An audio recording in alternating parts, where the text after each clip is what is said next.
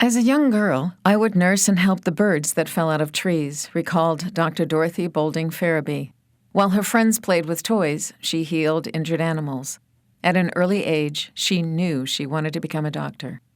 After graduating 5th in her class from Tufts University School of Medicine in 1924, Dorothy Boulding, like other qualified African American physicians across the country, was denied internships at white hospitals.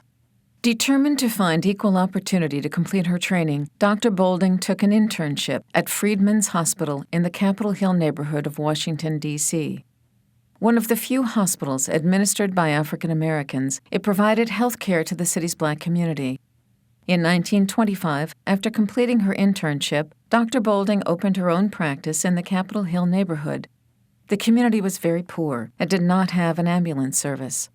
Dr. Boulding was determined to bring basic care to those who could not afford it. So I learned a great deal about the needs of Negro people in Washington, because most of them were concentrated in Southeast.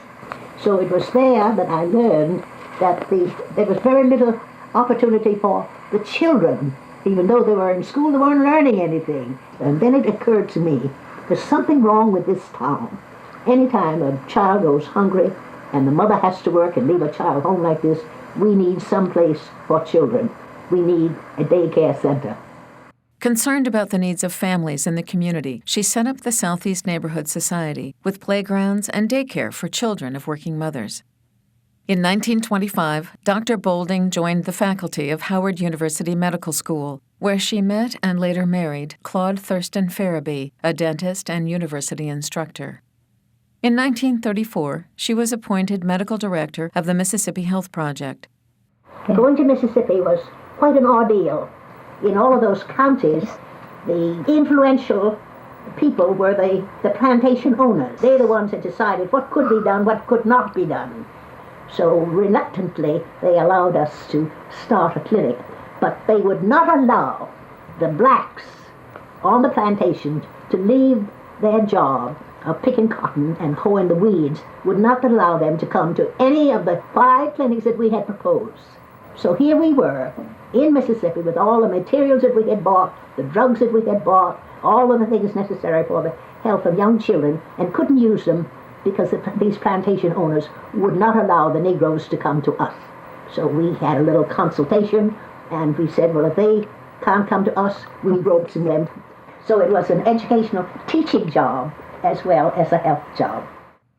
Despite threats by hostile whites, project workers launched vaccine programs against smallpox and diphtheria throughout poor communities. They also treated venereal disease and widespread malnutrition. Members of the Alpha Kappa Alpha sorority financed, designed, and implemented the project for 2 to 6 weeks every summer from 1935 to 1942. In 1949, Dr. Ferebee was appointed Director of Health Services for the Howard University Medical School. When she was in her 60s, President John F. Kennedy appointed her to the Council for Food for Peace, and she toured Africa for 5 months, lecturing on preventive medicine. Dr. Dorothy Boulding Ferebee died in 1980 at the age of 90.